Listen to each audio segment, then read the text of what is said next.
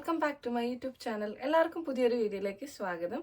അപ്പോൾ ഇന്ന് നമ്മളൊരു ഇൻഫോർമേറ്റീവ് വീഡിയോയും അതോടൊപ്പം തന്നെ LBSന്റെ അപ്ഡേറ്റും ഷെയർ ചെയ്യാൻ വേണ്ടിയിട്ടാണ് വന്നിരിക്കുന്നത്. എല്ലാവരും LBSന്റെ ഒഫീഷ്യൽ വെബ്സൈറ്റിലൂടെ തന്നെ കണ്ടിട്ടുണ്ടാവും. ഓരോ ദിവസവും അവർ ഫൈനൽ സബ്മിഷന്റെ ഡേറ്റ് മുമ്പോട്ട് എക്സ്റ്റെൻഡ് ചെയ്യുന്നതായിട്ട്. അതായത് ഫസ്റ്റ് അവർ 17th പറഞ്ഞു, പിന്നെ 19th ആക്കി, ഇപ്പോൾ 21st ആയിരുന്നു ലാസ്റ്റ് പറഞ്ഞിരിക്കുന്നത്. പുതിയ അപ്ഡേറ്റ്സ് ഒന്നും തന്നെ വന്നിട്ടില്ല. അപ്പോൾ 21st വരെ ഫൈനൽ സബ്മിറ്റ് ചെയ്യാനുള്ള ഒരു അവസരമാണ് അവർ തന്നിരുന്നത്. അപ്പൊ ആരെങ്കിലും സബ്മിറ്റ് ചെയ്തിട്ടില്ലെങ്കിൽ അതിനോടകം തന്നെ സബ്മിറ്റ് ചെയ്തിട്ടുണ്ടാവുമെന്ന് പ്രതീക്ഷിക്കുന്നു. സോ അപ്പൊ ഇനി നമുക്ക് ചിന്തിക്കാനുള്ളത് വരും ദിവസങ്ങൾ എന്താണ് നടക്കുക എന്ന്. ഓൾറെഡി അവരൊരു ടെൻഡേറ്റീവ് സ്കെഡ്യൂൾസ് പുറത്തു വിട്ടിരുന്നു. പക്ഷെ ആ ഒരു ടെൻഡേറ്റീവ് സ്കെഡ്യൂൾസ് പ്രകാരമാണെങ്കിൽ 28th അവർ ഫൈനൽ ആ വെരിഫിക്കേഷൻ ഒക്കെ കഴിഞ്ഞ് നമ്മുടെ ആ ഒരു കാൻഡിഡേറ്റ് പോർട്ടലിൽ നമ്മുടെ ഡീറ്റെയിൽസ് പബ്ലിഷ് ചെയ്യുന്ന ലാസ്റ്റ് ഡേറ്റ് എന്ന് പറയുന്നത് 28th ആയിരുന്നു ടെൻഡേറ്റീവ് സ്കെഡ്യൂൾ പ്രകാരം വന്നിരുന്നത്. പക്ഷെ എന്നാൽ ഒരുപക്ഷെ അത് ആ ദിവസം തന്നെ പബ്ലിഷ് ചെയ്യുമോ ഇല്ലയോ എന്നൊന്നും നമുക്ക് ഉറപ്പ് പറയാൻ പറ്റില്ല. കാരണം ഓരോ ദിവസവും ഡേറ്റ് ഇങ്ങനെ മുമ്പോട്ട് നീക്കൊണ്ട് പോവാണ്. എന്തുകൊണ്ടാണ് ഇങ്ങനെ സംഭവിക്കുന്നത് എന്ന് ചോദിച്ചു കഴിഞ്ഞാൽ ഒരുപക്ഷെ ആപ്ലിക്കേഷൻസിന്റെ എണ്ണം കൂടിയതുകൊണ്ട് അവർക്ക് കുറച്ചും കൂടി ടൈം വേണമായിരിക്കും വെരിഫൈ ചെയ്ത് തീർക്കാൻ. ഇനി അത് അല്ലെങ്കിൽ ഇപ്പൊ നമുക്ക് അറിയാൻ സാധിച്ചത് ഒരുപക്ഷെ കുഹാസിന്റെ ഒക്കെ അഫിലിയേഷനും കാര്യങ്ങളൊക്കെ നടന്നുകൊണ്ടിരിക്കുകയാണ്. അതുകൊണ്ട് തന്നെയാണ് PNC MAC ആണെങ്കിലും AMC FNCK ആണെങ്കിലും ഓരോ ദിവസം നീട്ടിക്കൊണ്ട് പോകുന്നത്. അപ്പൊ ഈ ഒരു അഫിലിയേഷൻ കംപ്ലീറ്റ് ചെയ്യാതെ ഒരു ഫൈനൽ കോളേജ് ലിസ്റ്റ് പ്രിപ്പയർ ചെയ്യാനായിട്ട് സാധിക്കില്ല. അതുകൊണ്ടായിരിക്കാം ഒരുപക്ഷെ അതും മുമ്പോട്ട് നീണ്ടു പോകുന്നത്. പക്ഷെ ഇത് നമുക്ക് ഉറപ്പ് പറയാൻ സാധിക്കില്ല. ഏകദേശം ഈ ഒരു ജൂൺ ജൂലൈ ടൈമിലാണ്, ഇപ്പൊ ഞാൻ പഠിച്ച ടൈമിലാണെങ്കിലും നമുക്ക് കാണാം ഓരോ ഇയറിലും കുഹാസിന്റെ ആൾക്കാർ വന്നിട്ട് നമ്മുടെ കോളേജ് ഇൻസ്പെക്ട് ചെയ്ത് വേണ്ടുന്ന ക്വാളിറ്റിയും കാര്യങ്ങളും ഒക്കെ ഉണ്ടോ എന്ന് ഉറപ്പ് വരുത്തി അഫിലിയേഷൻ കൊടുത്ത് ആ ഒരു കേരള യൂണിവേഴ്സിറ്റിയുടെ അഫിലിയേഷൻ ആ ഒരു അംഗീകാരം ആ ഒരു പർട്ടിക്കുലർ കോളേജിന് കൊടുക്കുന്ന ഒരു ചടങ്ങുണ്ട്. അത് സാധാരണ എല്ലാ ഇയറിലും നടക്കുന്ന ഒരു കാര്യമാണ്. അപ്പൊ ഈ ഒരു വർഷത്തെ അത് കഴിഞ്ഞോ ഇല്ലയോ എന്നൊന്നും നമുക്കറിയില്ല. അല്ലെങ്കിൽ ഓൺഗോയിങ് ആയിട്ട് ചിലപ്പോൾ നടക്കുന്നുണ്ടാവും. എല്ലാ കോളേജസും കവർ ചെയ്യാൻ പറ്റാത്തതുകൊണ്ട് തന്നെ അവർ ടൈം എടുക്കുന്നതായിരിക്കാം ഈ ഒരു ഡിലേയുടെ കാരണം എന്ന് പറയുന്നത്. അപ്പൊ ആരും തന്നെ പേടിക്കേണ്ട ആവശ്യമൊന്നുമില്ല. വരും ദിവസങ്ങളിൽ തന്നെ എല്ലാം കറക്റ്റ് ടൈമിൽ തന്നെ നടക്കുമെന്നാണ് നമ്മൾ പ്രതീക്ഷിക്കുന്നത്. ഇപ്പൊ നിലവിൽ പ്രകാരം 21st ജൂൺ വരെ ആയിരുന്നു ഫൈനൽ സബ്മിഷൻ. ഇപ്പൊ ടെൻഡേറ്റീവ് സ്കെഡ്യൂൾ വന്നിരുന്നതിൽ 28th ആണ് വെരിഫിക്കേഷൻ ടൈം കഴിഞ്ഞിട്ട് ഡേറ്റ പബ്ലിഷ് ചെയ്യുന്നതെന്നും പറയുന്നത്. അപ്പൊ ആ ഒരു ദിവസം തന്നെ ഒരുപക്ഷെ ആ ഒരു പബ്ലിക്കേഷൻ നടക്കാൻ സാധ്യതയുണ്ട്. ഇനി എന്തെങ്കിലും ചേഞ്ചസ് അതിലുണ്ടെങ്കിൽ വരും ദിവസങ്ങളിൽ അപ്ഡേറ്റ് ചെയ്യുന്നതായിരിക്കും. എല്ലാവരും തന്നെ LBSന്റെ വെബ്സൈറ്റ് ഇങ്ങനെ ചെക്ക് ചെയ്തുകൊണ്ടേ ഇരിക്കുക. അവിടെ പുറത്ത് വിടുന്ന ആ ഒരു എന്താണോ നോട്ടിഫിക്കേഷൻ അത് നിങ്ങൾക്ക് അറിഞ്ഞാൽ മാത്രമേ അതനുസരിച്ച് നിങ്ങൾക്ക് ചെയ്യാൻ സാധിക്കുകയുള്ളൂ. അതോടൊപ്പം തന്നെ നമ്മൾ ആ സ്റ്റാറ്റസ് ഇമ്പോർട്ടൻ്റ് ആണ്, വളരെ ഇമ്പോർട്ടൻ്റ് ആയിട്ടുള്ള ഒരു കാര്യമാണ്. അതുകൊണ്ട് നിങ്ങൾ ചെക്ക് ചെയ്തുകൊണ്ടേ ഇരിക്കുക. നിങ്ങളുടെ കാൻഡിഡേറ്റ് പോർട്ടൽ ഓപ്പൺ ചെയ്ത് ഡെയിലി ചെക്ക് ചെയ്യുക അതിൽ എന്തെങ്കിലും പുതിയ കാര്യങ്ങൾ വന്നിട്ടുണ്ടോ. കാരണം ഓൺഗോയിങ് ആയിട്ട് വെരിഫിക്കേഷൻ പ്രോസസ്സും നടക്കുന്നുണ്ട് എന്ന് ഓൾറെഡി വെബ്സൈറ്റിലൂടെ നമുക്ക് മനസ്സിലാക്കാൻ സാധിച്ചിട്ടുണ്ട്. അവർ മെൻഷൻ ചെയ്തിട്ടുണ്ട് ഏതെങ്കിലും ക്ലെയിം നിങ്ങൾക്ക് ആവശ്യമുണ്ട് എന്നുണ്ടെങ്കിൽ അതാത് ഡോക്യുമെന്റ്സ് അല്ല സബ്മിറ്റ് ചെയ്തിട്ടുണ്ടെങ്കിൽ ആ ഒരു ക്ലെയിം നിങ്ങൾക്ക് കിട്ടാൻ സാധ്യതയില്ല.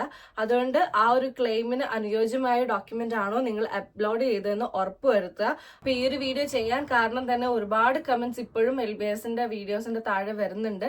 എല്ലാ കമന്റ്സും ഞാൻ റീഡ് ചെയ്യുന്നുണ്ട്. പലതിനും ഒരുപാട് കമന്റ്സ് ഉള്ളത് കൊണ്ട് തന്നെ എല്ലാത്തിനും റിപ്ലൈ ചെയ്യാൻ ടൈം ഇല്ല. ഇപ്പോഴും പലരും വെരിഫിക്കേഷൻ റിലേറ്റഡ് ഡൗട്ട്സും കാര്യങ്ങളും എല്ലാം ചോദിക്കുന്നുണ്ട്. ഒട്ടും വിഷമിക്കേണ്ട ആവശ്യമില്ല. നിങ്ങൾ എന്ത് തെറ്റ് പറ്റിയാലും നിങ്ങൾക്ക് കറക്ഷൻ ടൈമിൽ അവർ വിൻഡോ ഓപ്പൺ ചെയ്ത് തരും.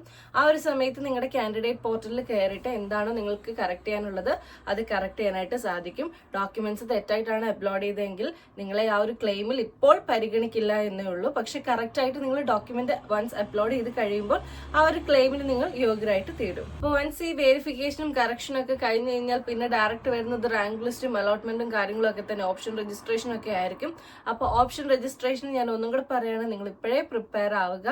ഏതെങ്കിലും കോളേജ് വെക്കാതെ നിങ്ങൾക്ക് ഇഷ്ടമുള്ള അല്ലെങ്കിൽ ഏറ്റവും മികച്ച കോളേജുകൾ നോക്കി തിരഞ്ഞെടുത്ത്, പ്രത്യേകിച്ച് ഇൻഡെക്സ് മാർക്ക് ഒക്കെ ഹൈ ഉള്ള സ്റ്റുഡൻസ് ആണെങ്കിൽ ഏറ്റവും മികച്ച കേരളത്തിലെ ടോപ്പ് കോളേജസ് നോക്കി തന്നെ നിങ്ങൾ ചൂസ് ചെയ്യാം. നിങ്ങൾക്ക് ഒരുപാട് അവസരങ്ങളുണ്ട് ഇപ്പോൾ ഏറ്റവും മികച്ച കോളേജസ് കണ്ടുപിടിക്കാൻ വേണ്ടിയിട്ട്. അപ്പോൾ ഗൂഗിളിൽ സെർച്ച് ചെയ്യുകയോ അല്ലെങ്കിൽ നിങ്ങൾക്ക് അറിയുന്ന ആരോടെങ്കിലും ഒക്കെ ചോദിക്കുകയോ അങ്ങനെയൊക്കെ ചോദിച്ച് ഏറ്റവും ബെസ്റ്റ് ആയിട്ടുള്ള കോളേജസ് നിങ്ങൾ ഇപ്പം തന്നെ മൈൻഡിൽ സെറ്റാക്കി വെക്കുക. വെക്കുക. അതിനുശേഷം മാത്രം ആ ഒരു ഓപ്ഷൻ രജിസ്ട്രേഷൻ വരുമ്പോൾ നിങ്ങൾക്ക് കുറച്ചും കൂടി ഈസി ആയിരിക്കും. ഓക്കെ, അപ്പോൾ ഇനി അടുത്ത ഒരു ഇൻഫോർമേറ്റീവ് സെക്ഷനാണ്. പലരും കമന്റ്സിലൂടെ ചോദിച്ചിരുന്നു കേരളത്തിലെ ടോപ്പ് കോളേജസ് ഏതാണ്, അല്ലെങ്കിൽ ഇന്ത്യയിലെ ടോപ്പ് കോളേജസ് എങ്ങനെയൊക്കെയാണ്, ഏതൊക്കെയാണ് എന്ന് ഒരുപാട് കമന്റ്സ് തുടക്കം തൊട്ടുള്ള വീഡിയോസിന്റെ താഴെ വരുന്നതായിരുന്നു. സോ അതിന് ഗവൺമെന്റ് ഓഫ് ഇന്ത്യ തന്നെ ഒരു വെബ്സൈറ്റ് പ്രൊവൈഡ് ചെയ്തിട്ടുണ്ട് നമുക്ക് ചെക്ക് ചെയ്യാൻ വേണ്ടിയിട്ട് ഏതൊക്കെയാണ് ഓരോ വർഷം വരുന്ന ടോപ്പ് കോളേജസ് എന്ന്. നമുക്ക് ഇൻഡിവിജ്വലി നമ്മുടെ ഇഷ്ടപ്രകാരം ഇന്നതാണ്, ഇന്ന കോളേജ് നല്ലതാണ്, അല്ലെങ്കിൽ ഇന്ന കോളേജാണ് ഏറ്റവും ടോപ്പ് എന്ന് പറയാൻ പറ്റത്തില്ല. എന്തെങ്കിലും ഒരു ക്രൈറ്റീരിയ അല്ലെങ്കിൽ എന്തെങ്കിലും ഒരു റാങ്കിങ്ങോ ഇല്ലാതെ ആ ഒരു കോളേജ് ടോപ്പ് ആണ് എന്ന് നമുക്ക് ഒരിക്കലും പറയാൻ സാധിക്കില്ല.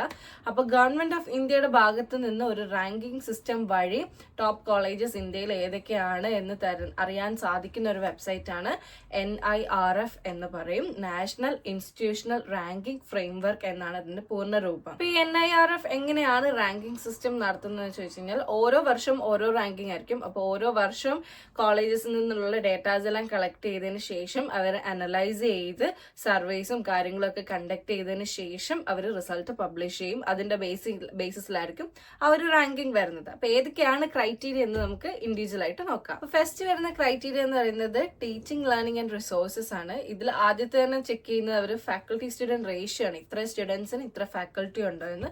അതോടൊപ്പം രണ്ടാമത് നോക്കുന്നത് അവർ നമ്പർ ഓഫ് സ്റ്റുഡൻസ് ആണ്. ഒരു കോളേജ് കെട്ടിപ്പൊക്കണേ അല്ലെങ്കിൽ ആ ഒരു കോളേജ് പ്രവർത്തിക്കണമെന്നുണ്ടെങ്കിൽ അവിടെ നമ്പർ ഓഫ് സ്റ്റുഡൻസ് വേണം. ആ ഒരു നമ്പർ ഓഫ് സ്റ്റുഡൻസ് ആഡിക്കേറ്റ് ആണെങ്കിൽ മാത്രമേ ആ ഒരു കോളേജ് എഫക്റ്റീവ് ആയിട്ട് പ്രവർത്തിക്കാൻ സാധിക്കുകയുള്ളൂ.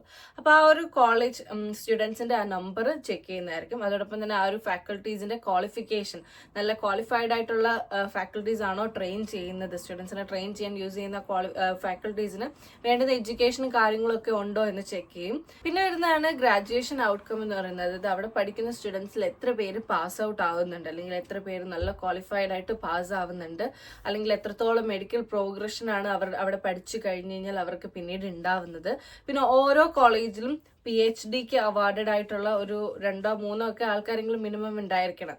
അപ്പൊ എത്ര PhD കാൻഡിഡേറ്റ്സ് അവിടെ നിന്ന് പുറത്തിറങ്ങിയിട്ടുണ്ട്, PhD വാങ്ങി പുറത്തിറങ്ങിയിട്ടുണ്ട്.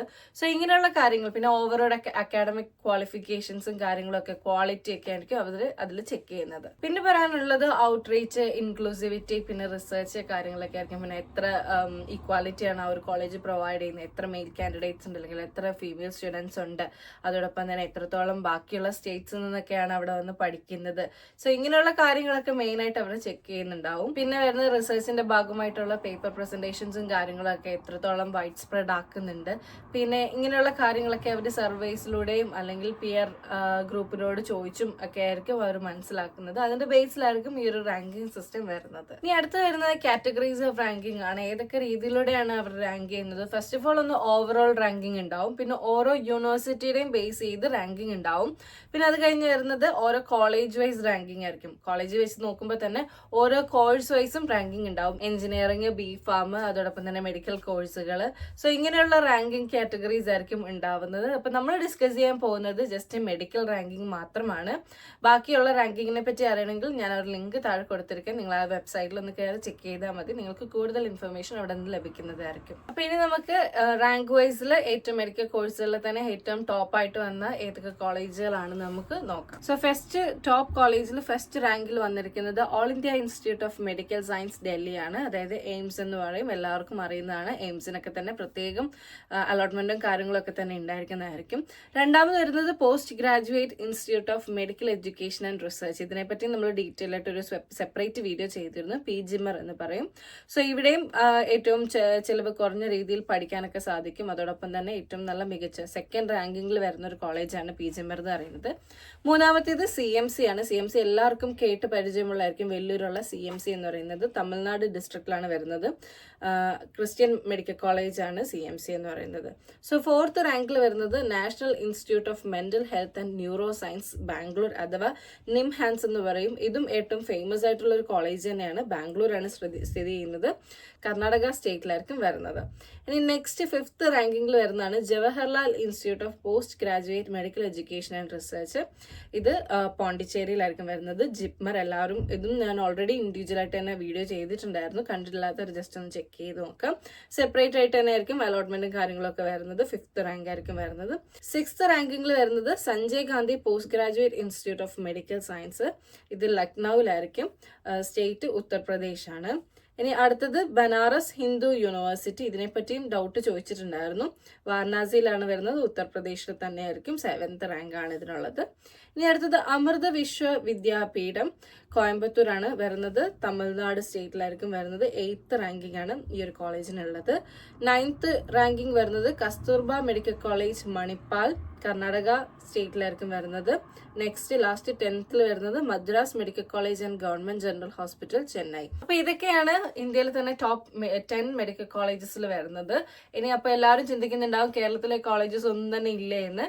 ടോപ്പ് 50 എടുത്ത് നോക്കുമ്പോൾ അതിൽ 2 കോളേജസ് ആണ് വരുന്നത്. ഒന്ന് Sree Chitra institute of medical science Thiruvananthapuram, അതോടൊപ്പം തന്നെ ഗവൺമെന്റ് മെഡിക്കൽ കോളേജ് തിരുവനന്തപുരവും. ഈ ടോപ്പ് 10 വരുന്ന എല്ലാ കോളേജസിലും തന്നെ ഇൻഡിവിജ്വൽ ആയിട്ട് അലോട്ട്മെന്റും കാര്യങ്ങളും അവരുടേതായിട്ടുള്ള പ്രോസ്പെക്ടസും അഡ്മിഷൻ പ്രൊസീജിയറും ഒക്കെ തന്നെയാണ് വരുന്നത്.